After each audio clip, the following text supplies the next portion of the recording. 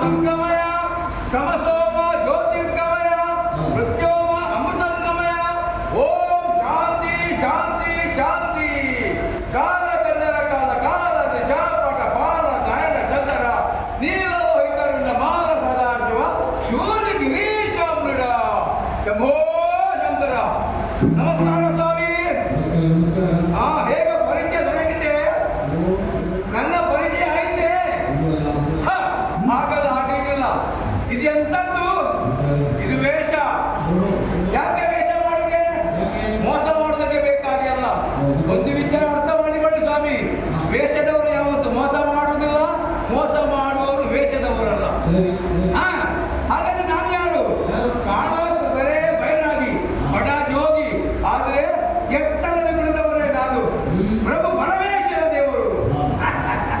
ಈಗ ಬೈರಾಗಿ ಆಗಿದ್ದೇನೆ. ಯಾಕೆ ವೇಷ ಮಾಡಿದೆ? ಈ ಸಲ ಒಂದು ಪರೀಕ್ಷೆ ಮಾಡಿದೆ ಅಂತ. ಯಾರನ್ನು? ಬೇರೆ ಯಾರನ್ನಲ್ಲ, ನನ್ನ ಹೆಂಡತಿಯನ್ನೇ. ನನ್ನನ್ನು ಕೊಡಬೇಕೆಂಬ ತಪಸ್ಸಲ್ಲಿದ್ದಾಳೆ. ಅವಳನ್ನು ಪಡೆಯಬೇಕೆಂಬ ಉದ್ದೇಶದಿಂದ ಬೈರಾಗಿ ರೂಪ ಅಂತ ಆಡಿ ಈ ಕಾಣದ ಮನ ಸೇರಿದ್ದೇನೆ.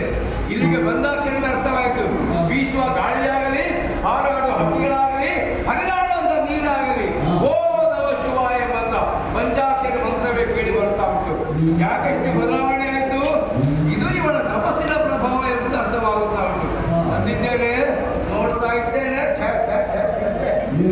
ಈ ಪ್ರಪಂಚದ ಕೊಡವೇ ಇಲ್ಲ ಅವಳಿಗೆ. ಒಂದೇ ಓಂ ನಮ ಶಿವಾಯ, ಓ ನಮ ಶಿವಾಯ. ಮಾತಾಡಬೇಕು, ಸಂಭಾಷಣೆ ಆಗಬೇಕು ಅಂತಾದ್ರೆ ಇವಳ ತಪಸ್ಸಿಗೆ ಭಂಗ ಉಂಟಾಗಬೇಕಲ್ಲ. ತಪಸ್ಸಿಗೆ ಭಂಗ ಉಂಟು ಮಾಡಿದ